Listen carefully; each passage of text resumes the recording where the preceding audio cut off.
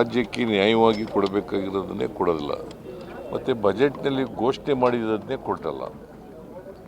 ಇವತ್ತಿನವರೆಗೆ 23-24 ಬಜೆಟ್ನಲ್ಲಿ ಅಪ್ಪರ್ ಭದ್ರಾ ಯೋಜನೆಗೆ 5300 ಕೋಟಿ ಕೊಡ್ತೀವಿ ಅಂತ ಹೇಳಿದ್ರು. ಬಜೆಟ್ನಲ್ಲಿ ಘೋಷಣೆ ಮಾಡಿದ್ರು. ಬಜೆಟ್ನಲ್ಲಿ ಘೋಷಣೆ ನಿರ್ಮಲಾ ಸೀತಾರಾಮನ್, ಆದರೆ ಇವತ್ತಿನವರೆಗೂ ಒಂದು ಪೈಸೆ ಕೊಟ್ಟಿಲ್ಲ. ಅದರಿಂದ ನಾನು ಅವರು ಹೇಳ್ದದನ್ನೇ ಕೊಟ್ಟಿಲ್ಲ ಅಂತಂದರೆ ಏನು ನಿರೀಕ್ಷೆ ಮಾಡೋದು ಅವರಿಂದ ರಾಜ್ಯಕ್ಕೆ? ಈಗ ಅನೇಕ ಪ್ರಾಜೆಕ್ಟ್ಗಳಿಗೆ ದುಡ್ಡು ಕೊಟ್ಟಿಲ್ಲ ಅವರು. ಆಮೇಲೆ ನಮಗೆ ನ್ಯಾಯಯುತವಾಗಿ ಬರಬೇಕಾಗಿದ್ದಂಥ ತೆರಿಗೆ ಪಾಲಿನಲ್ಲೂ ಕೂಡ ಡೆವಲ್ಯೂಷನ್ ಆಫ್ ಟ್ಯಾಕ್ಸಸ್ ಅದನ್ನು ಕೂಡ ಸರಿಯಾಗಿ ಮಾಡಿಲ್ಲ ಅವರು. ಅನ್ಯಾಯ ಆಗಿದೆ. ನಮ್ಮ ರಾಜ್ಯದಿಂದ ವರ್ಷಕ್ಕೆ 4.5 ಲಕ್ಷ ಕೋಟಿ ತೆರಿಗೆ ವಸೂಲಾಗ್ತದೆ. ನಮಗೆ ಬರೋದು ಒಂದು 60,000 ಕೋಟಿ ಅಷ್ಟೇ. ₹1 ನಾವು ತೆರಿಗೆ ಕೊಟ್ಟರೆ ನಮಗೆ ಬರೋದು 13-14 ಪೈಸೆ ಅಷ್ಟೇ. ಅಲ್ಲಿಗೆ ಅವ್ರಿಗೆ ನಮ್ಗೆ ಅನ್ಯಾಯ ಮಾಡಲೇಬೇಕು ಅಂತ ಮಾನಸಿಕ ನಿರ್ಧಾರ ಆಗ್ಬಿಟ್ಟಿದ್ದಾರೆ ಅವರು. ನಮಗೆ ಅನ್ಯಾಯ ಮಾಡಲೇಬೇಕು ಈ ಸರ್ಕಾರ, ಅಂದರೆ ಈ ರಾಜ್ಯಕ್ಕೆ. ಏನಂತ ಕರೆಯೋದು ಇದಕ್ಕೆ? ನೀವೇನು ಕಾಯಿನ್ ಮಾಡಿ ನೋಡೋಣ. ಏನು ಅಂತ ಕಾಯಿನ್ ಮಾಡ್ರಿ ನೀವೇ. ನೀವು ಕಾಯಿನ್ ಮಾಡಪ್ಪ. ಮಾಧ್ಯಮದವರು ಕಾಯಿನ್ ಮಾಡಿ ಏನು ಮಾಡ್ಬೋದು ಅಂತ. ಅನ್ಯಾಯ ಆಗಿದೆಯಾ ಇಲ್ವಾ ರಾಜ್ಯಕ್ಕೆ? ಅವರು ಬಜೆಟ್ನಲ್ಲಿ ಘೋಷಣೆ ಮಾಡಿದ್ದು ದುಡ್ಡು ಕೊಡಲಿಲ್ಲ ಅಂತಂದರೆ ಸರ್, ನಬಾರ್ಡ್ ಕಟ್ ಮಾಡಿದ್ರಲ್ಲ ಸರ್, ಅದಕ್ಕೆ ಲೆಟರ್. ಆಮೇಲೆ ನಬಾರ್ಡ್ನಲ್ಲಿ ಗ್ರಾಂಟ್ ಬಂತಂದ್ರೆ ಸರ್ ಮಾಡಲಿಲ್ಲ. ಸುಮಾರು 58% ಕಟ್ ಮಾಡಿಬಿಟ್ರು.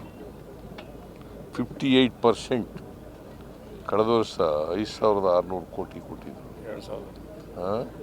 2,340 ಕೋಟಿ ಬಂದಿದೆ. ಹಿಂಗೆ ಕರ್ನಾಟಕಕ್ಕೆ ಅನ್ಯಾಯ ಮಾಡಲೇ ಇದ್ದಾರೆ ನಿರಂತರವಾಗಿ. ಸರ್, ಈ ಮೈಕ್ರೋ ಫೈನಾನ್ಸಿಂಗ್ ಇದೂ ಒಂದು ಕಾರಣನ ಸರ್? ಯಾಕಂದರೆ ನೀವು ಸೊಸೈಟಿಗಳಲ್ಲಿ ಲೋನ್ ಕೊಡೋಕ್ಕೆ ದುಡ್ಡು ಕಡಿಮೆ ಇದೆ, ಇನ್ನೊಂದು ಕಡೆ ಕೋಆಪರೇಟಿವ್ ಬ್ಯಾಂಕ್ಸಲ್ಲೂ ಕಡಿಮೆ ಆಗ್ತಾ ಇದೆ. ಈ ನಬಾರ್ಡ್ ಜನ ಎಲ್ಲಿ ಸಾಲ ಸಿಗ್ತದೆ ಅಲ್ಲಿ ಹೊರಟೋಗ್ತಾರೆ.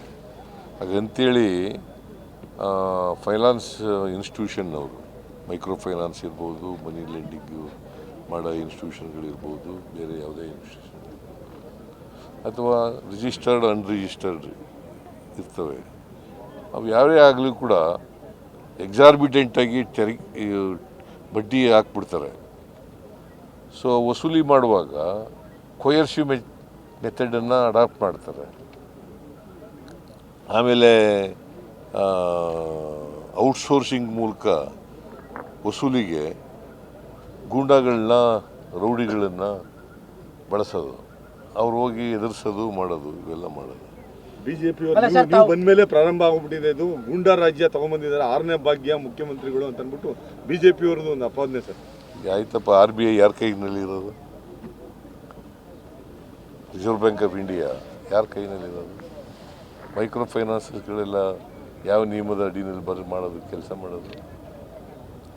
RBI ನಿಯಮದಲ್ಲಿ. ಮತ್ತು ಅದಕ್ಕೇನಂತ ಹೇಳ್ತಾರೆ? ಅಲ್ಲ, ನೀವು ಕಠಿಣ ಕ್ರಮದ ಮಾತಾಡಿದ ಮೇಲೂ ಕೂಡ ಇನ್ನೂ ಭಾಳಷ್ಟು ಕಡೆ ಕಿರುಕುಳ ಕಂಟಿನ್ಯೂ ಆಗಿದೆ. ಇಲ್ಲ, ಈಗ ಕಿರುಕುಳ ಈಗ ನಾವು ಇನ್ನೂ ಆರ್ಡಿನೆನ್ಸು ಹೊರಡಿಸಿಲ್ಲ. ಆರ್ಡಿನೆನ್ಸ್ ಹೊರಡಿಸಿದ ಮೇಲೆ ವಿಲ್ ಟೇಕ್ ಸ್ಟಿಂಜೆಂಟ್ ಆಕ್ಷನ್ಸ್. ನಿಮ್ಮ ಕಾಲದಲ್ಲಿ ಸರ್ ರೈತರ ಆತ್ಮಹತ್ಯೆ ಕಡಿಮೆ ಆಗಿದೆ, ರೈತರ ಆತ್ಮಹತ್ಯೆ ರಾಜ್ಯದಲ್ಲಿ ಕಡಿಮೆ ಆಗಿದೆ. ಬಟ್ ಈ ಥರದ ಒಂದು ಆತ್ಮಹತ್ಯೆಗಳು ಇತ್ತೀಚೆಗೆ ಕಾಣಿಸ್ತಾ ಇದ್ದಾವೆ ಸರ್. ಇತ್ತೀಚೆಗೆ ಮೈಕ್ರೋ ಫೈನಾನ್ಸಸ್ಸು ಮತ್ತು ಅದರ್ ಫೈನಾನ್ಷಿಯಲ್ ಲೆಂಡಿಂಗ್ ಇನ್ಸ್ಟಿಟ್ಯೂಷನ್ಸು ಅವು ತೊಂದರೆ ಕೊಡ್ತಾ ಇದ್ದಾರೆ, ಕಿರುಕುಳ ಕೊಡ್ತಾ ಇದ್ದಾರೆ. ಎಕ್ಸಾರ್ಬಿಟೆಂಟಾಗಿ ಬಡ್ಡಿ ವಸೂಲು ಮಾಡೋಕ್ಕೆ ಶುರು ಮಾಡ್ತಾರೆ. 28, 20, 30% ಹಿಂಗೆಲ್ಲ ವಸೂಲು ಮಾಡ್ತಾರೆ ವರ್ಷಕ್ಕೆ ಬಡ್ಡಿ. ಸೊ ಹಂಗಾಗಿ ಜನ ಬೇಸತ್ತು ಸಾಲ ತೀರ್ಸೋಕ್ಕಾಗ್ದೇ ಆತ್ಮಹತ್ಯೆಗೆ ಶರಣಾಗಿರ್ತಕ್ಕಂಥ ನಾನು ಎಲ್ಲ ಜನರಲ್ಲಿ ಮನವಿ ಮಾಡ್ತೇನೆ. ಕರ್ನಾಟಕದ ಎಲ್ಲ ಜನರಲ್ಲಿ ನಾವು ಈ ಯಾರು ವಿಪರೀತವಾಗಿ ಬಡ್ಡಿ ವಸೂಲು ಮಾಡ್ತಾರೆ ಮತ್ತು ಕಾನೂನು ಬಾಹಿರವಾಗಿ ಮಾಡ್ತಾರೆ, RBI ನಿಯಮಾವಳಿಗಳನ್ನು ಉಲ್ಲಂಘನೆ ಮಾಡ್ತಾರೆ, ಅವ್ರ ಮೇಲೆ ಕ್ರಮ ತಗೊಳ್ತೀವಿ. ಯಾರೂ ಕೂಡ ನೀವು ಆತ್ಮಹತ್ಯೆ ಮಾಡ್ಕೊಳ್ತಕ್ಕಂಥ ಅಥವಾ ಇನ್ಯಾವುದೇ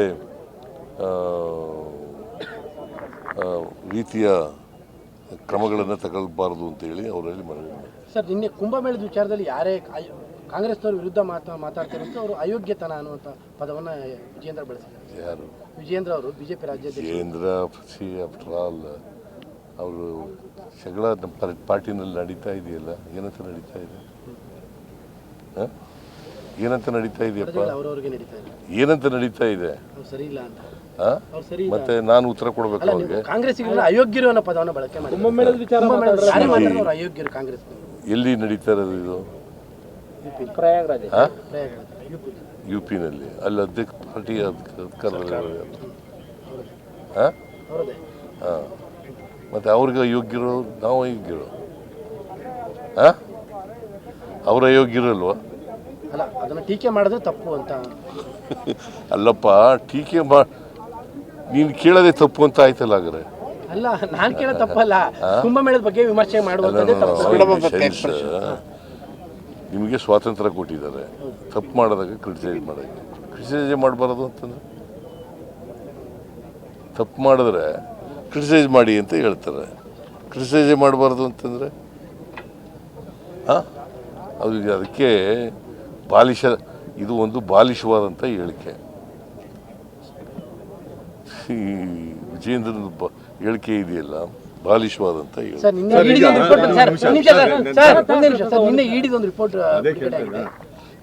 ರಿಪೋರ್ಟ್ ಅಲ್ರಿ, ಅದು ಸೀಜ್ ಮಾಡಿರೋದು, ಸೀಜರ್ ರಿಪೋರ್ಟು. ಬೇಕು ಅಂತ ಪೊಲಿಟಿಕಲ್ ಆಗಿ ಮಾಡ್ತಾ ಇದ್ದಾರೆ. ಇನ್ನು what is the evidence to show that there is a money laundering ಆಗಿದೆ ಅನ್ನೋದಕ್ಕೇನಿದೆ ಸರ್? ಅದಕ್ಕೆ ಪೂರಕವಾಗಿ ನೀವು ಮುಖ್ಯಮಂತ್ರಿಗಳು ಮತ್ತು ಅವರ ಏನು ನಿಮ್ಮ ಮನೆಯವರಿಗೆ ಇರ್ಬೋದು, ಇಲ್ಲ ಮಿನಿಸ್ಟ್ರಿಗೆ ಆಗಿರ್ಬೋದು, when the Lokayukta is investigating on one side, what was the need to serve the ಏನು ಅವ್ರಿಗೆ ನೋಟಿಸ್? ನೋಡಿದ್ದೀರಾ ಇದನ್ನ? ನಟೇಶ್ ಕೋರ್ಟ್ಗೆ ಹೋಗಿದ್ದಾನೆ, ಹೈಕೋರ್ಟ್ಗೆ ಹೋಗಿ ಅವ್ರಿಗೇನಂತ ಹೇಳಿದ್ದಾರೆ ಅಂತ ಗೊತ್ತಿದೇನಪ್ಪ ನಿಮಗೆ? ಅಬ್ಸರ್ವೇಷನ್ ಹೈಕೋರ್ಟ್ನವ್ರು ಮಾಡಿರೋದು ನೋಡಿದ್ಯಾ? ಏನಂತ ಹೇಳಿದ್ದಾರೆ? ನಟೇಶ ಹೈಕೋರ್ಟ್ಗೆ ಹೋಗಿದ್ದಾರೆ, ಅವನ ಪಿಟಿಷನ್ನು ಅಲೋ ಆಗಿದೆ, ಅವನಿಗೆ ಕರೆದಿದ್ದು ತಪ್ಪು ಅಂತ ಆಗಿದೆ, ಅದು ಮನಿ ಲಾಂಡ್ರಿಂಗ್ ಬರಲ್ಲ ಅಂತ ಆಗಿದೆ. ಯಾರು ಹೇಳಿರೋದು ಅದನ್ನು? ಮತ್ತೆ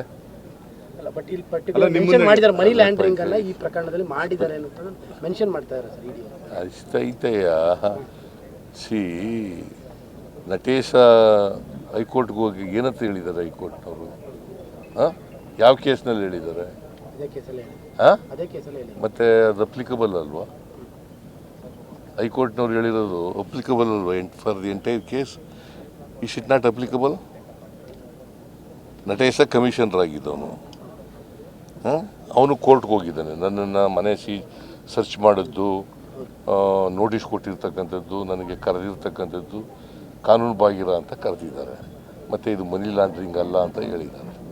ಅವ್ರು ಮನಿ ಲಾಂಡ್ರಿಂಗ್ ಅಲ್ಲ ಅಂತ ಹೇಳಿದ್ದಾರೆ, ಕರೆದು ತಪ್ಪು ಅಂತ ಹೇಳಿದ್ದಾರೆ. ಅಂದಮೇಲೆ ಮೂಡಾದವರು ಅಲ್ಲ ಎಂಥವ್ರು, ಇಡಿಯವರು ಮಾಡ್ತಾ ಇರ್ತಕ್ಕಂಥದ್ದು ಮನಿ ಲಾಂಡ್ರಿಂಗ್ ಅಲ್ಲ ಅಂತ ಹೈಕೋರ್ಟ್ನವರು ಬಹಳ ಸ್ಪಷ್ಟಪಡಿಸಿದ್ದಾರೆ. ಕಂಪ್ಲೀಟ್ ರಿಪೋರ್ಟ್ ಬಿಡುಗಡೆ ಮಾಡ್ತಾರೆ ಸರ್ ಅವರು. ಕಂಪ್ಲೀಟ್ ರಿಪೋರ್ಟ್ ಮೀಡಿಯಾಗೆ ಬಿಡುಗಡೆ ಮಾಡಿದ್ದಾರೆ. ಅದರಿಂದಲೇ ಏನಾದರೂ ಅನುಮಾನ ಕಾಡ್ತಾ ಇದೆ? That means to say politicise ಮಾಡ್ತಾ ಇದ್ದಾರೆ, ಉದ್ದೇಶಪೂರ್ವಕವಾಗಿ ಪೊಲಿಟಿಸೈಸ್ ಮಾಡ್ತಾ ಇದ್ದಾರೆ. ಯಾಕಂತಂದರೆ ಈಗ ಲೋಕಾಯುಕ್ತ ಪೊಲೀಸ್ನವರು ಎಂಕ್ವೈರಿ ಮಾಡಿದ್ದಾರೆ. ಗವರ್ನರ್ ಹತ್ರ ಹೋಗಿದ್ದಾರೆ, ಏನಂತ ಇವರು ಸ್ನೇಹಮಯಿ ಕೃಷ್ಣ ಕಂಪ್ಲೇಂಟು ಕೋರ್ಟ್ ಮಾಡಿ ಅಂತ ಯಾರ ಮುಂದೆ ಎಂಕ್ವೈರಿ ಮಾಡಿ ಅಂತ ಪ್ರಾಸಿಕ್ಯೂಷನ್ ಮಾಡಿ ಅಲ್ವಾ? ಲೋಕಾಯುಕ್ತ ಇಂಡಿಪೆಂಡೆಂಟ್ ಬಾಡಿ ಅಲ್ವಾ? ಅಲ್ಲ, ಈಗ ಅವರೇ ಮತ್ತೊಂದು ಅಪ್ಲಿಕೇಶನ್ ಹಾಕೊಂಡ್ಬಿಟ್ಟಿದಾರಲ್ಲ.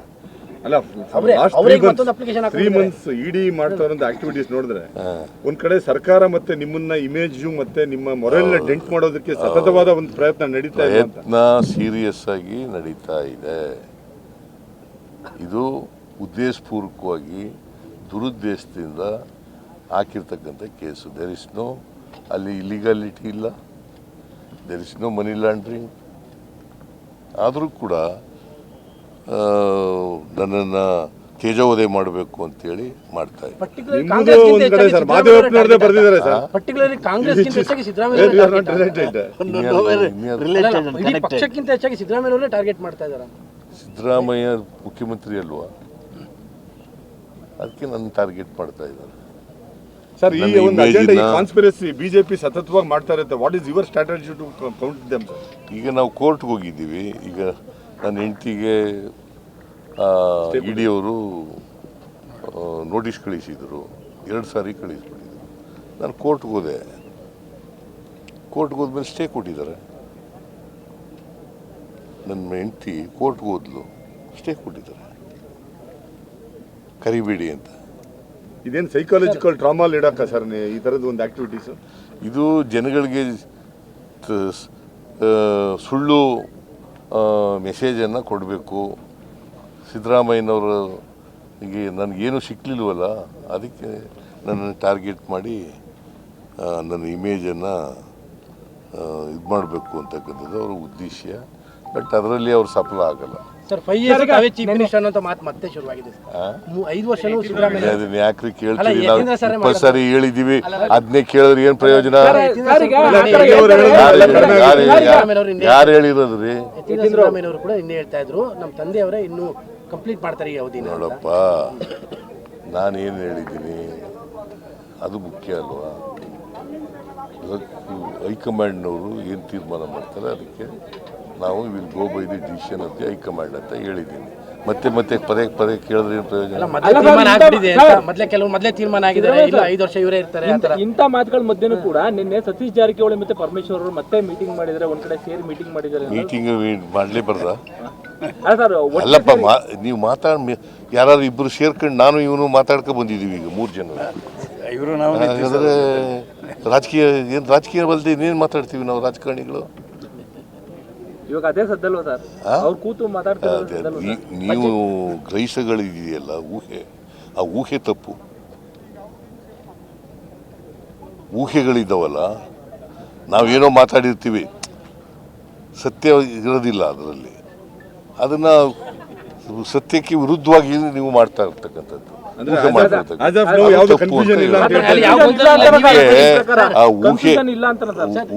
ಊಹೆ ಮಾಧ್ಯಮ ಇದೆಯಲ್ಲ ಅದು ಸರ್, ಊಹೆ ಅಲ್ಲ ಸರ್. ಈಗ ಕನ್ಫ್ಯೂಷನ್ ಇಲ್ಲ ಅಂತ ಸರ್. ಈಗ ಪದೇ ಮೀಟಿಂಗ್ ಗಳು ಆಗ್ತಾ ಇದೆ. ಎಲ್ಲಿ ಮೀಟಿಂಗ್ ನಿನ್ನೆ ಆಗಿದೆ ಸರ್. ನಿನ್ನೆ ಯಾರು ಸತೀಶ್ ಜಾರಕಿಹೊಳಿ ಕೇಳೋ ಅವ್ರನ್ನ ಏನಂತ ಮಾಡಿದ್ದಾರೆ ಅಂತ. ನನ್ನ ಪ್ರಕಾರ ಮೀಟಿಂಗ್ ಮಾಡಿದ್ರೆ, ಊಟ ಮಾಡಿದ್ರೆ ಅದು it is not A politics, it is not against the interest of the party. Sir ಒಂದೇ ನಿಮಿಷ ಏನು ಯಾರು ಕೇಳು. ಈಗ ನಿಮ್ದು ಅನ್ಡಿವೈಡೆಡ್ ಫ್ಯಾಮಿಲಿ ಅಂತ ಅನ್ಕೊಂಡಿದ್ದೀನಿ. How is that you are related to the ED case and why is your name has begun? ಹೆಚ್ಚಿನ ವಿಡಿಯೋಗಳಿಗೆ ಪ್ರತಿಧ್ವನಿ ಯೂಟ್ಯೂಬ್ ಚಾನೆಲ್ ಸಬ್ಸ್ಕ್ರೈಬ್ ಮಾಡಿ, ಬೆಲ್ ಐಕಾನ್ ಕ್ಲಿಕ್ ಮಾಡಿ.